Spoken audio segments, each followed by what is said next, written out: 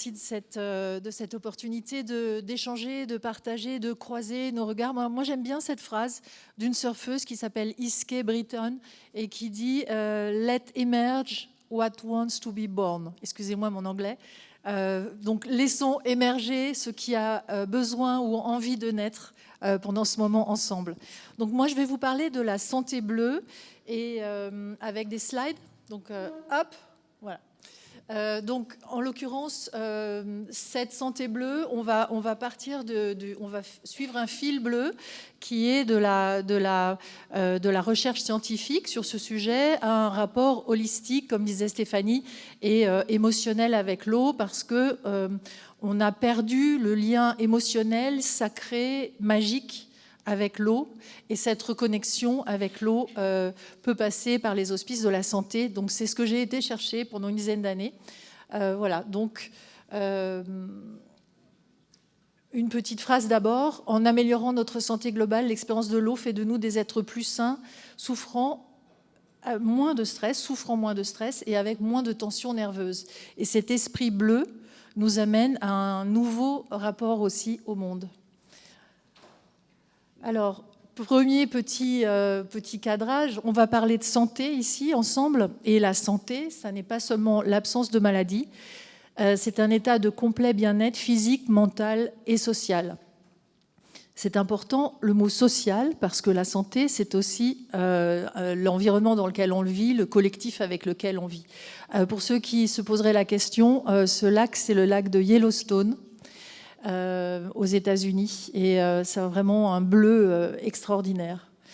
On va parler des bénéfices de la nature à travers 3 mécanismes un peu scientifiques. On a tout d'abord une protection et une atténuation du stress, c'est-à-dire en bord de mer ou en bord de lac, mais aussi plus généralement en forêt.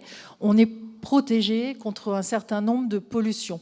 Donc on a cet effet protecteur de la santé environnementale. Pas dans tous les milieux, hélas. On a aussi un renforcement des capacités, c'est-à-dire le fait d'habiter à côté d'un lac ou habiter à côté d'une forêt devrait pouvoir nous inciter à fréquenter davantage ces milieux. Et là non plus, ça n'est pas toujours le cas. Il y a beaucoup de gens qui habitent à côté de forêts qui n'y vont jamais, des gens qui, en Bretagne, moi je suis bretonne d'origine, des gens qui habitent en bord de mer. La mer, c'était le lieu des conquêtes, c'était la peur. Il y a plein de gens qui ne savent pas encore nager. Donc, mais en termes de science, voilà, renforcer les capacités physiques. Et puis, on a un 3e mécanisme, ça pour ceux qui connaissent, c'est les onsen, les bains japonais dans la nature. On a un effet de restauration, de bien-être et de ressourcement et de récupération après le stress. Et c'est sur ce sujet-là, peut-être que les études, vous le verrez, sont les plus intéressantes, que ce soit par l'eau froide ou par l'eau tiède. On se situe en droite ligne de la thalassothérapie, bien sûr. Ici, vous habitez à côté d'un lac, vous avez des rivières, vous avez des espaces bleus partout, et donc une tradition, bien sûr, d'aqua helvetica, de thermalisme qui est très ancienne. Les études dont je parle réactualisent ces liens avec des nouveaux outils aussi pour évaluer leurs effets. Alors, j'étais en train de le dire, l'eau guérisseuse ne date pas d'hier. On a une tradition très ancienne, c'est assez petit, mais pour ceux qui sont derrière, vous n'allez peut-être pas pouvoir le lire. On a la médecine de l'eau remonte à l'Antiquité grecque. Les premiers médecins comme Galien ou Hippocrate soignaient déjà avec l'eau. Les Romains pratiquaient les bains. Les Celtes révéraient les sources. Tout ça, vous le savez, ou on le savait, on l'a un peu oublié, il faut dire. Surtout ici, dans nos pays développés. On en parlait tout à l'heure avec Marion, de cette déconnexion des sagesses et des connaissances. Au Moyen-Âge, tout a basculé. Les cures thermales sont abandonnées. Le Moyen-Âge a un rapport au corps qui est difficile. On n'aime pas le corps. Tout ce qui est lié au corps est tenu loin de la cité. Donc les thermes sont abandonnés et la mer devient le royaume des vents, c'est-à-dire un lieu d'effroi, un lieu de peur, un lieu de conquête. Ensuite, ça revient. C'est cyclique. Le XVIe siècle, Ambroise Paré redécouvre la médecine de l'eau, il rappelle les propriétés de l'eau. Et puis, on a un exemple intéressant en Grande-Bretagne, où au XVIIIe siècle, il y a des hôpitaux de la mer. Il y a un ruisselle qui qui invente la médecine de l'eau et qui plonge les gens qui ne savent pas nager au XVIIIe siècle dans des eaux froides, dans des caissons. Et c'est la stratégie du choc, parce que l'eau est très froide en Grande-Bretagne, à Plymouth, et il les plonge dans l'eau, dans des caissons en bois, et c'est utilisé dans le domaine de la psychiatrie et en France aussi, on utilise ça contre la rage et contre les états déviants. Ensuite, on est bien loin du bien-être de l'eau, mais l'eau froide a été utilisée depuis le XVIIIe siècle pour la santé mentale déjà. Et ensuite, on a la thalassothérapie qui émerge, Baden-Baden, basse, plus aristocratique, voilà, qui est de la diplomatie thermale et toutes ces questions-là. Voilà un petit peu des illustrations de ces. Là, c'est Baden-Baden en bas avec des piscines à l'extérieur. Là, c'est en Italie, en Toscane, pour ceux qui connaissent ce lieu incroyable.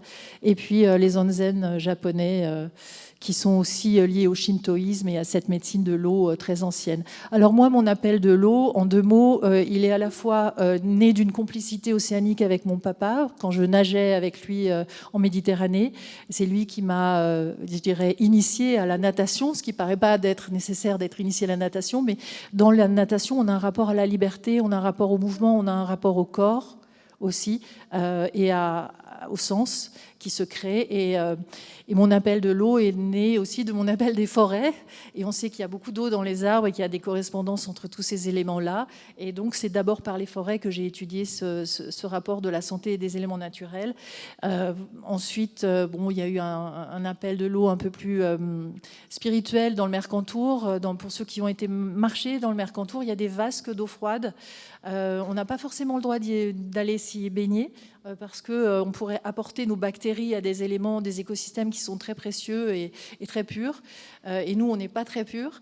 Et d'ailleurs, ce mot n'a aucune importance. Mais en tout cas, on n'a plus tellement le droit d'y aller. Mais quand on a la chance de se baigner dans un lac de montagne, oui, c'est une forme d'initiation qu'on peut avoir. Et ça a été mon cas. Donc, depuis les années 2000... des chercheurs, des médecins et des sportifs redécouvrent les pouvoirs de l'eau. Ils appellent ce corpus la santé bleue. Et c'est une photo d'un artiste que j'ai découvert à Arles, Jean-François Robert, qui a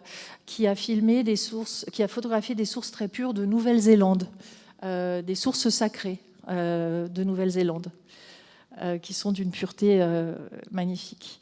Donc, en résumé, la santé bleue, c'est bien-être, prévention, et ils prennent en considération les activités sur, sous, dans et au bord de l'eau. Donc, un programme européen qui réunit 90 chercheurs en 2016 pour réactualiser ces connaissances scientifiques dont je viens de vous résumer un peu les teneurs. Donc, on sait que l'eau calme, on sait que l'eau relaxe, on sait que l'eau purifie. Ils réactualisent ces données. Et aujourd'hui, on a 300 études scientifiques qui démontrent que la fréquentation des espaces bleus, donc des lacs, des cascades, des rivières, des bords de mer, des fontaines parfois en urbanisme bleu aussi pour le son, améliorent la santé mentale, le bien-être et favorisent l'activité physique, je l'ai déjà un petit peu dit. L'expérience de l'eau agit en prévention, en accompagnement de thérapie ou pour favoriser la guérison de nombreuses maladies de civilisation comme l'obésité, le diabète de type 2, la solitude, qui est aussi une maladie d'une certaine façon, et la lutte contre les addictions aussi. Je vais y revenir. Et l'eau virtuelle est utilisée dans des centres de santé aussi, en Suède, pour des gens qui ont vécu toute leur vie autour de l'eau et qui tout à coup en sont privés, qui sont dans des centres pour personnes âgées. Ils appellent ça care house là-bas, c'est plus joli. Et donc, ils leur mettent de l'eau virtuelle pour qu'ils puissent renouer avec leurs souvenirs finalement et retrouver l'émerveillement de la vie.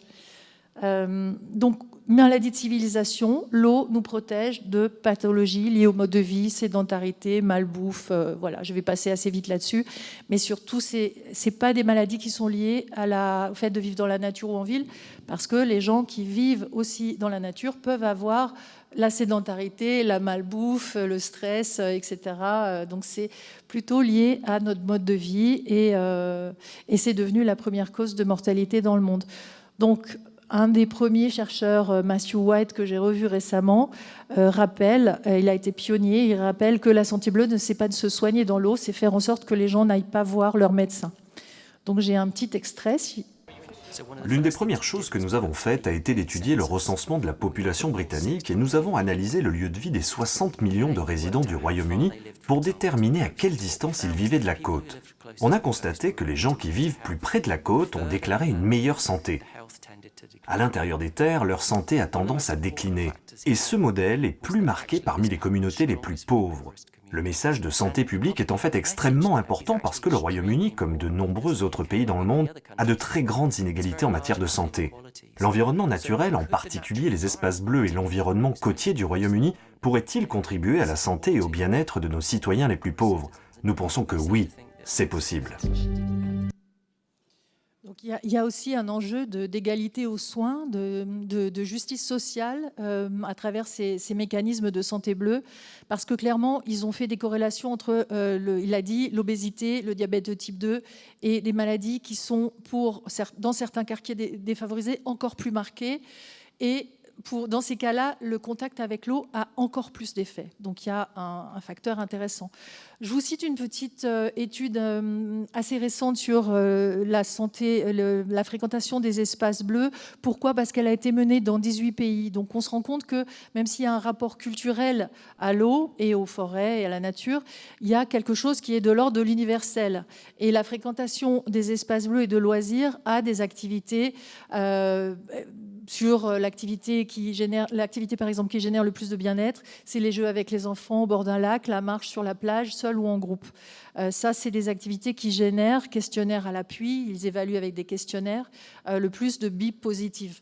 Et les zones humides qui sont associées à une grande biodiversité génèrent aussi une grande satisfaction. Et bien sûr, avec deux clés qui sont la qualité du milieu, indispensable quand on parle de ce sujet-là, qualité du milieu et accessibilité. Et sécurité. Quelques études pionnières pour terminer sur la partie scientifique. On a une étude sur la plongée thérapeutique qui a été menée à Marseille en 2017 sur des rescapés des attentats de Paris et qui a fait vraiment, ils ont comparé la plongée comme on aurait comparé un médicament avec des groupes tirés au sort, un groupe qui a fait du sport, un groupe qui a fait de la plongée et un groupe qui est resté à Paris. Et le groupe qui a fait de la plongée, ils sont passés sous l'échelle du stress post-traumatique alors que la chimie n'avait aucun effet sur eux. Et ils ont pu se réhabiliter, retrouver une vie importante, une vie sociale. Donc plongée thérapeutique avec de la sophrologie avant, pendant la plongée et après, comme je le montre dans mon film Aqua. La surf-thérapie, née à Biarritz par un médecin généraliste qui est surfeur, amoureux du surf, et qui applique des ordonnances bleues. On a assez d'études aujourd'hui grâce à ces chercheurs en Blue Health pour pouvoir que les médecins s'emparent de ces sujets et lui pratique et donne des ordonnances bleues, par exemple 1 degré par minute de natation, et la natation sur la santé mentale a des grands effets antidépresseurs. Il y a eu plusieurs études intéressantes sur ces sujets-là. Je pense que là dans l'Assemblée vous le pratiquez peut-être inconsciemment.